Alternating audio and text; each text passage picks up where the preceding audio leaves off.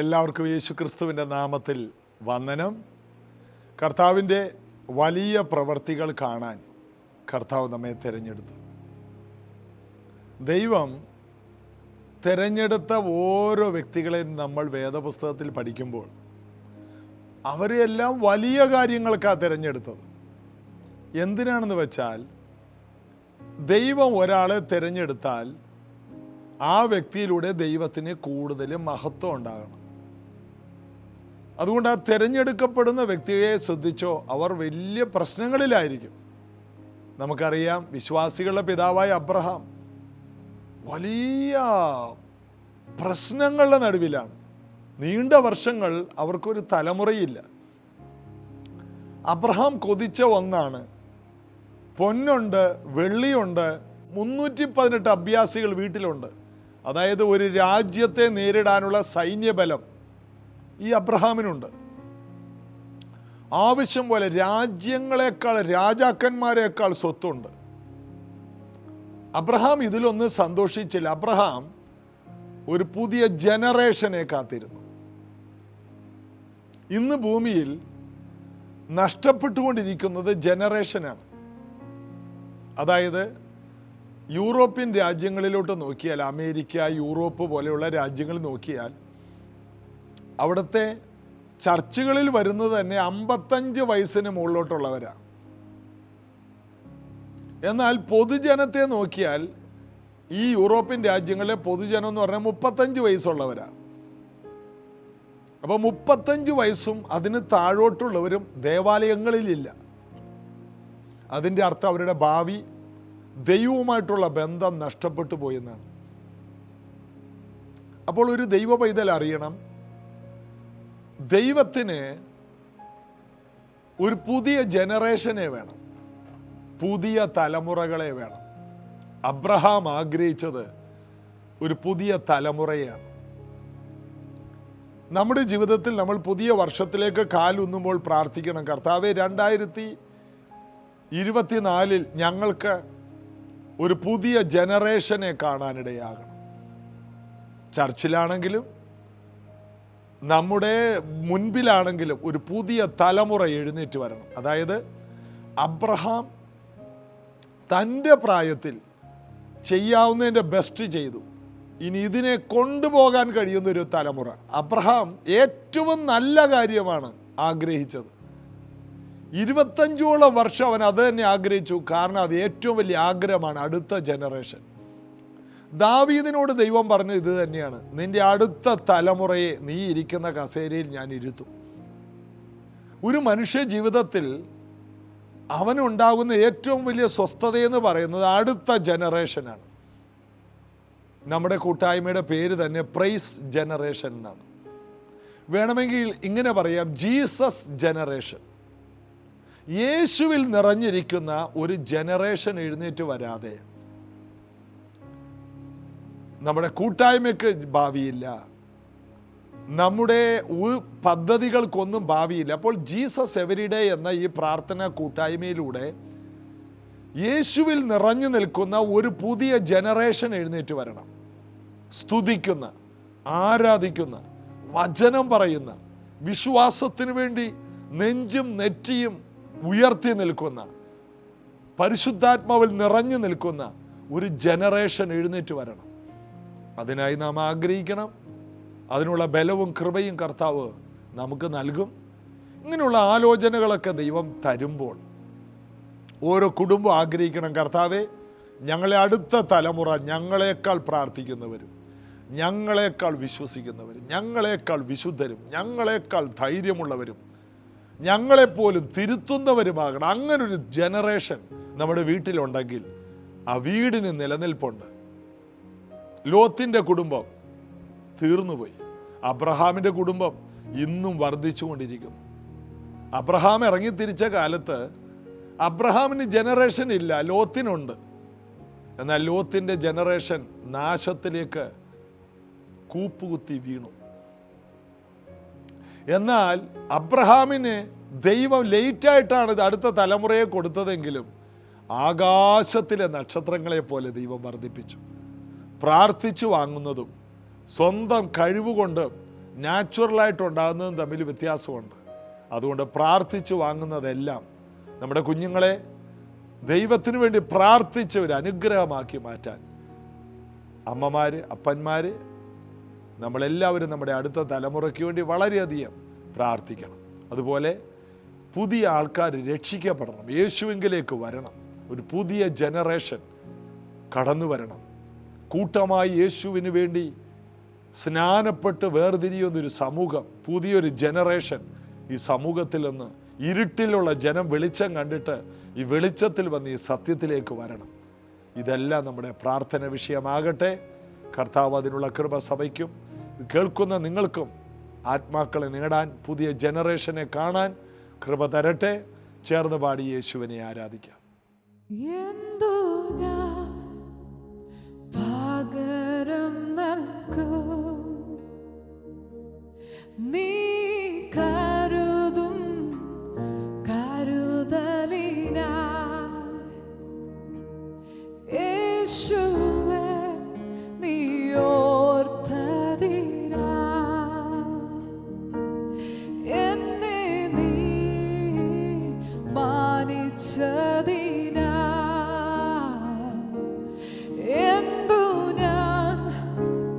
പകരം നൽകും നീ കരുതും കരുതലിനായി യേശുവേ നീ ഓർത്തതിനാ എന്നെ നീ മാനിച്ചതിനാ എൻ രക്ഷയായ ദൈവം, എന്നുയർച്ചയായ ദൈവം, നിൻ സൗമ്യത എന്നെ വലിയവനാക്കി. എൻ രക്ഷയായ ദൈവം, എന്നുയർച്ചയായ ദൈവം, നിൻ സൗമ്യത എന്നെ വലിയവനാക്കി. സർവഭൂമിക്കും രാജാവു നീ, ഇസ്രായേലിൻ പരിശുദ്ധൻ നീ, എന്നെ വീണ്ടെടുത്തോനും നീയേ, നിന്റെ പ്രവർത്തികളാതിശയമേ. സർവഭൂമിക്കും രാജാവു നീ, ഇസ്രായേലിൻ പരിശുദ്ധൻ നീ, എന്നെ വീണ്ടെടുത്തോനും നീയേ, നിന്റെ പ്രവർത്തികളാതിശയമേ. എന്നെ മാനിക്കുന്ന ദൈവം, എന്നെ വഴി നടത്തും ദൈവം, നിന്റെ ശ്രേഷ്ഠത എന്നെ ഉന്നതനാക്കി. എന്നെ മാനിക്കുന്ന ദൈവം, എന്നെ വഴി നടത്തും ദൈവം, നിന്റെ ശ്രേഷ്ഠത എന്നെ ഉന്നതനാക്കി. എൻ രക്ഷയായ ദൈവം, എന്നുയർച്ചയായ ദൈവം, നിൻ സൗമ്യത എന്നെ വലിയവനാക്കി. എൻ രക്ഷയായ ദൈവം, എന്നുയർച്ചയായ ദൈവം, നിൻ സൗമ്യത എന്നെ വലിയ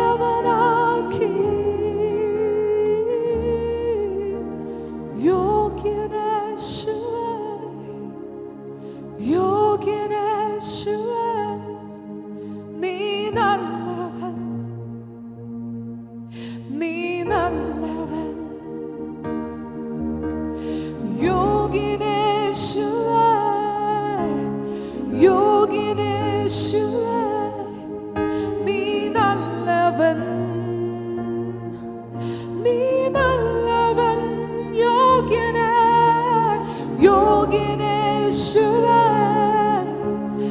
യോഗ്യനേശുവേ, നീ നല്ലവൻ,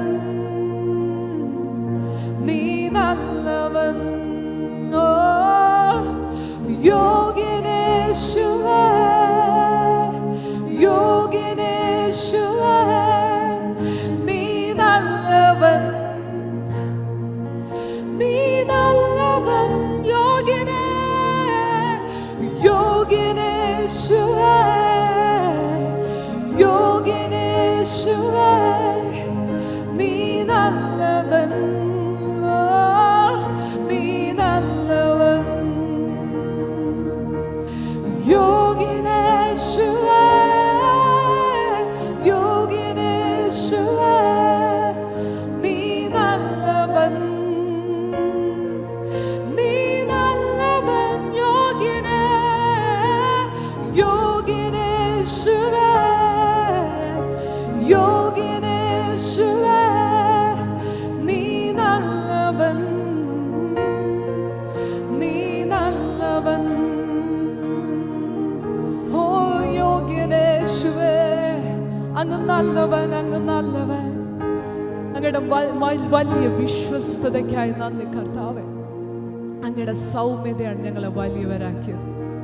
അങ്ങയുടെ കരുതലിനായി നന്ദി കർത്താവേ. നഷ്ടപ്പെട്ടു പോയ ഞങ്ങളെ വീണ്ടെടുത്തതിനായി നന്ദി.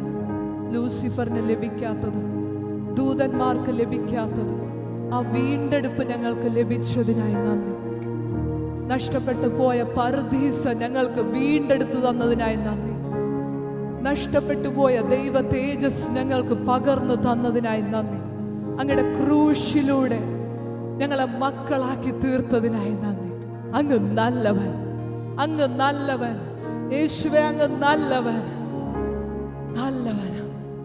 അങ്ങയുടെ സൗമ്യതയെ ഞങ്ങളെ വലിയവനാക്കി.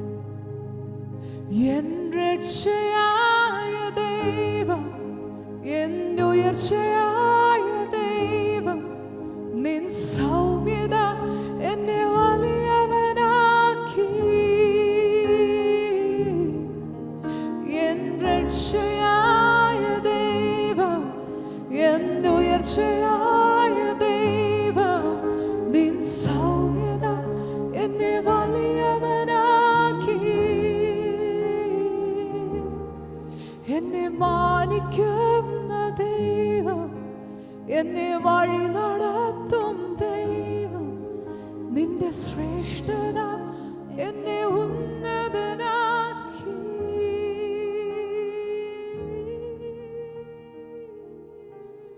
എഫേസ്യ ലേഖനം 6-ാം അധ്യായത്തിൽ ദുർദിവസങ്ങളിൽ എതിർക്കണം എന്ന ഒരു വിഷയം കഴിഞ്ഞ ദിവസം നമ്മൾ ചിന്തിച്ചില്ലേ? അതിനെ എതിർക്കണം, എന്നാൽ ജഡരക്തങ്ങളോട് എതിർക്കരുത്, മനുഷ്യരോട് എതിർക്കരുത്.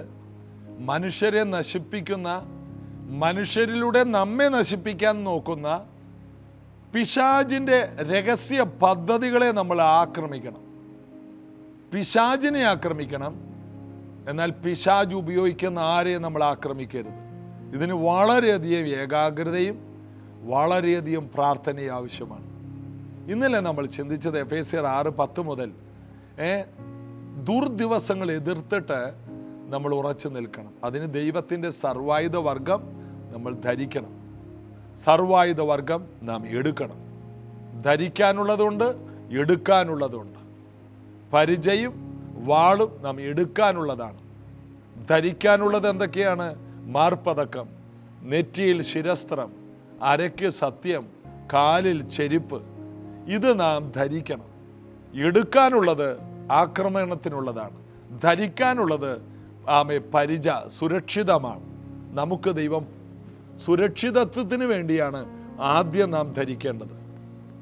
സുരക്ഷിതത്വം, അതായത് ഒരു വിഷയത്തെ നേരിടാൻ പോകുമ്പോൾ ആ നേരിടുന്ന വിഷയത്തിൻ്റെ ശക്തി അനുസരിച്ച് ആക്രമണങ്ങൾ ഉണ്ടാകും എന്ന് നന്നായിട്ട് അറിഞ്ഞിട്ട് വേണം അതിനെ ഇടപെടാൻ. പിശാചിനോട് എതിർത്താൽ അവൻ്റെ തീ അമ്പുകൾ കൊണ്ട് അവൻ നമ്മളെ ആക്രമിക്കുമെന്ന് അറിഞ്ഞിട്ട് വേണം നേരത്തെ നാം ഒരുങ്ങണം.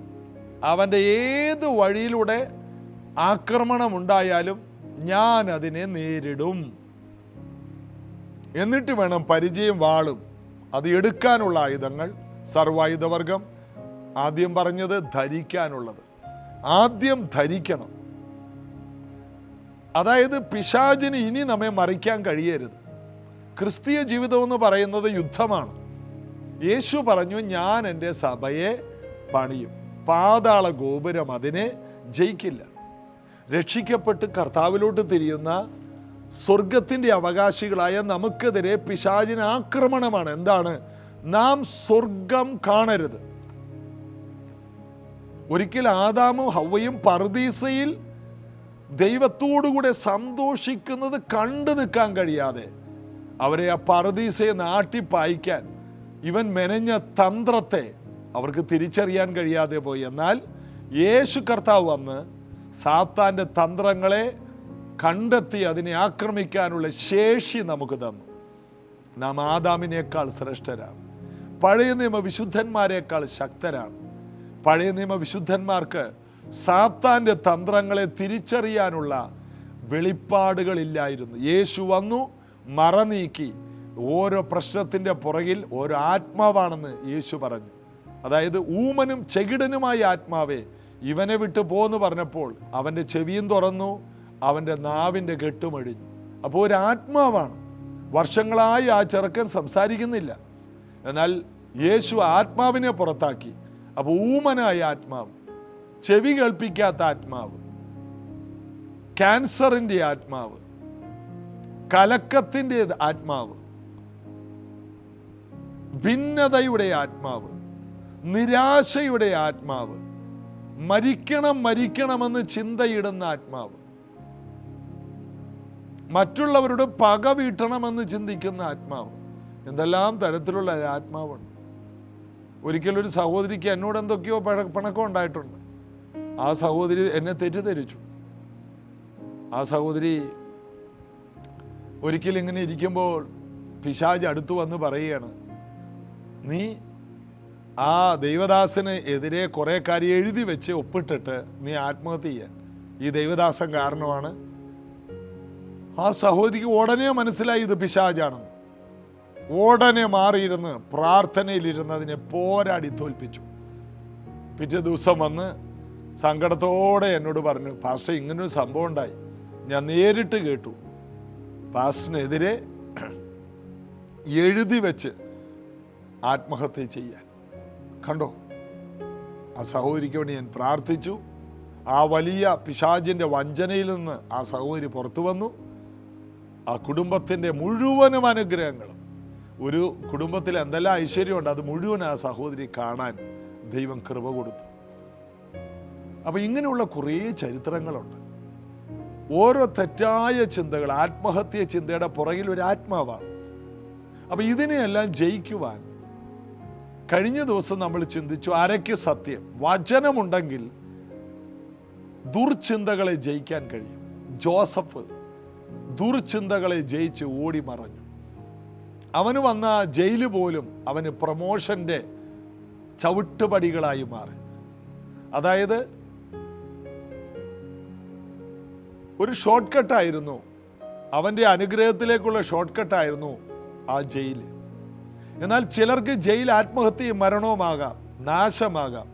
എന്നാൽ ക്രൂശിൻ്റെ വചനം നശിച്ചു പോകുന്നവർക്ക് ഭോഷത്വം, രക്ഷിക്കപ്പെടുന്നവർക്ക് ദൈവശക്തി എന്ന് എഴുതിയിരിക്കുന്ന പോലെ ദൈവത്തെ സ്നേഹിക്കുന്നവർക്ക്, ദൈവം വിളിച്ചവർക്ക് എല്ലാം ഗുണമാക്കി മാറ്റും. അതായത് നമുക്ക് ദോഷം ചെയ്യാൻ ആർക്കും കഴിയില്ല. അഥവാ ചെയ്താൽ ദൈവം അത് ഗുണമാക്കി തീർക്കും. അതുകൊണ്ട് ആര് നമുക്ക് ദോഷം ചെയ്താലും അവരോട്, ജഡപ്രകാരം ജീവിക്കുന്നവരോട് പക കാണിക്കരുത്. അതും നന്മയാക്കാൻ ഒരു കർത്താവ് ഉണ്ടെങ്കിൽ പിന്നെ നമ്മളെന്തിന് ഇതിനെതിരെ കൊടുവാൾ എടുക്കുന്നു, പടവാൾ എടുക്കുന്നു? നമുക്ക് യുദ്ധം അവരോടല്ല. നമ്മുടെ അരയ്ക്ക് സത്യം കെട്ടണം. അടുത്തത് ഇങ്ങനെയാണ്, നിങ്ങളുടെ അരയ്ക്ക് സത്യം കെട്ടിയും നീതി എന്ന കവചം ധരിച്ചും. നീതി എന്ന കവചം, നമ്മുടെ മാർ പതക്കം, അത് നീതിയുടേതായിരിക്കണം. നമ്മുടെ ഹൃദയത്തിൻ്റെ ഭാഗത്താണ് ആക്രമണങ്ങൾ കൂടുതൽ വരുന്നത്. ഇടിയുണ്ടായാൽ നെഞ്ചിന് നോക്കിയാൽ പലരും ഇടിക്കുന്നത്. വെടിവെച്ച നെഞ്ചിന് നേരെയാണ്. യുദ്ധങ്ങൾ നടക്കുമ്പോൾ അമ്പും വില്ലും നെഞ്ചിന്, ഹൃദയത്തിലേക്ക് തുളച്ചു കയറിയെന്നാണ്. ഒരുവനെ ആക്രമിക്കുക അവൻ്റെ ഹൃദയത്തിലേക്കാണ് എല്ലാ ആക്രമണങ്ങളും. അപ്പം നമ്മുടെ ഹൃദയത്തെ സകല ജാഗ്രതയോടുകൂടി ഹൃദയത്തെ കാത്തുകൊള്ളുക. ജീവൻ്റെ ഉറവ അവിടെ നിന്നല്ലോ എന്ന് സഭാപ്രസംഗിയിൽ പറയും. നമ്മുടെ ഹൃദയത്തെ നാം കാക്കണം. അനാവശ്യമായ നമ്മുടെ ഹൃദയത്തെ തകർക്കുന്ന ഒരു വാർത്തകളും കേട്ട് നാം തകരരുത്. നമ്മുടെ ഹൃദയത്തെ തകർത്ത് കളയുക.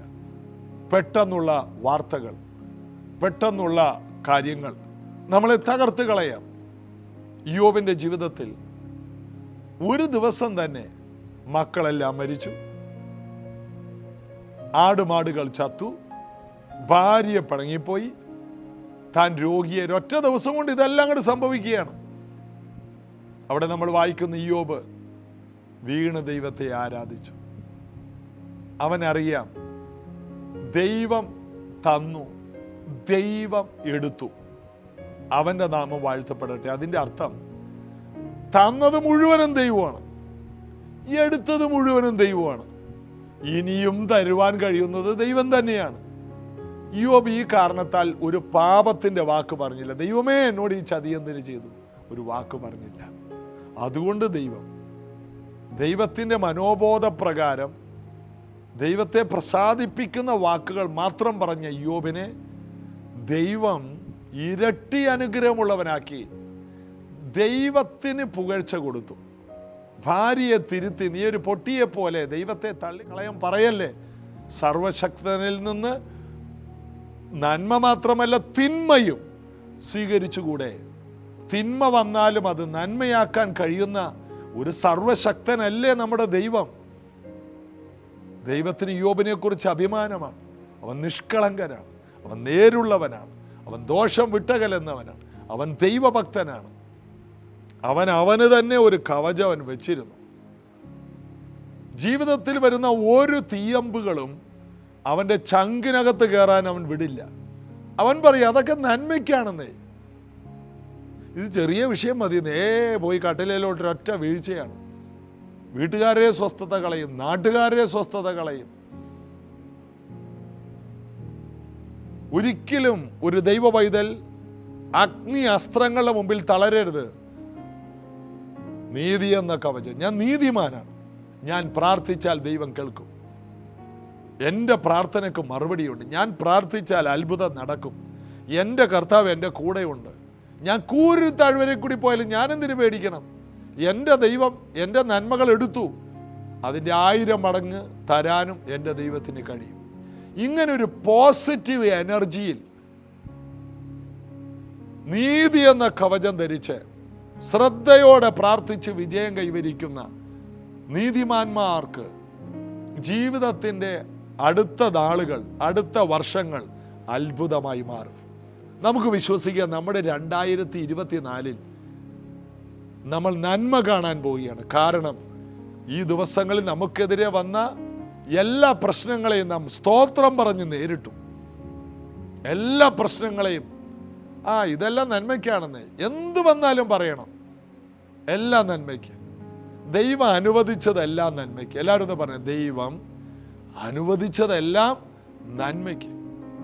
ഈ ഒരു മനോഭാവത്തോടെ നീതിമാനായ യോബ് തൻ്റെ മാർപ്പതക്കം ധരിച്ച് നിൽക്കുന്നത് കൊണ്ട് പിശാച് അവനെ മാനസികമായി തകർക്കാൻ നോക്കി.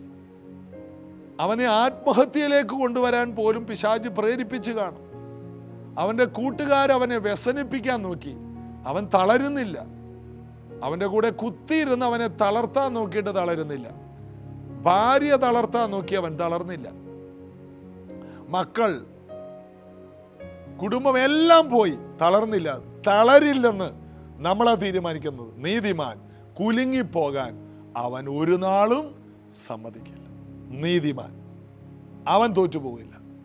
ഇത് കേൾക്കുന്ന യേശുവിൻ്റെ രക്തത്താൽ നീതീകരിക്കപ്പെട്ട ക്രിസ്തുവേശുവിലുള്ളവരറിയണം, നമ്മെ കുലുക്കിക്കളയാൻ, നമ്മെ ഇല്ലാതെയാക്കാൻ ലോകത്തിൽ ഒരു ശക്തിക്കും കഴിയില്ല. ഈ ഒരു ധൈര്യം നമ്മുടെ അകത്ത് കിടക്കുന്ന കാലത്തോളം പാതാള ഗോപുരത്തിന് നമ്മെ ജയിക്കാൻ കഴിയില്ല. അതുകൊണ്ട് പൗലോസിനെ പോലെ വെല്ലുവിളിക്കണം, മരണമേ നിന്റെ ജയം എവിടെ? പാതാളമേ നിന്റെ വിഷമുള്ള എവിടെ? എന്നെ തോൽപ്പിക്കാൻ ആർക്കും കഴിയില്ല.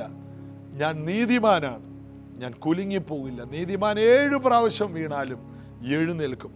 നീതിമാൻ വീണാലും നിലം പരിചാകില്ല.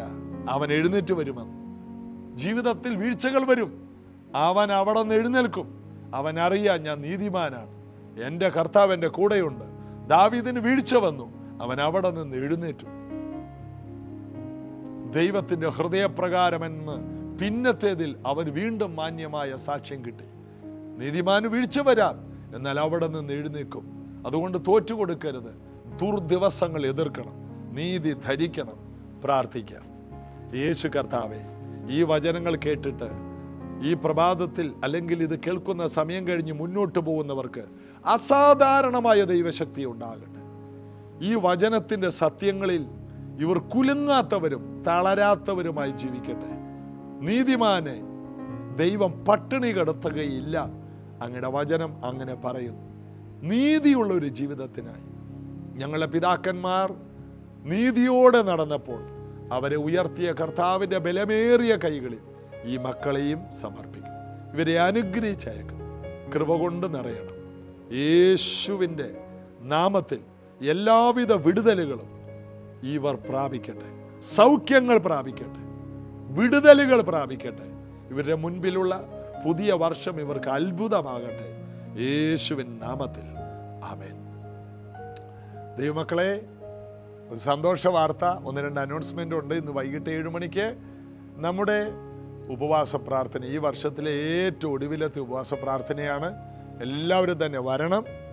അതുകൂടാതെ ഞായറാഴ്ച നമുക്ക് ഈ വർഷത്തെ ഏറ്റവും ഒടുവിലത്തെ സഭായോഗം രാവിലെ ഉണ്ട്, 31-ാം തീയതി രാവിലെ, ഡിസംബർ 31.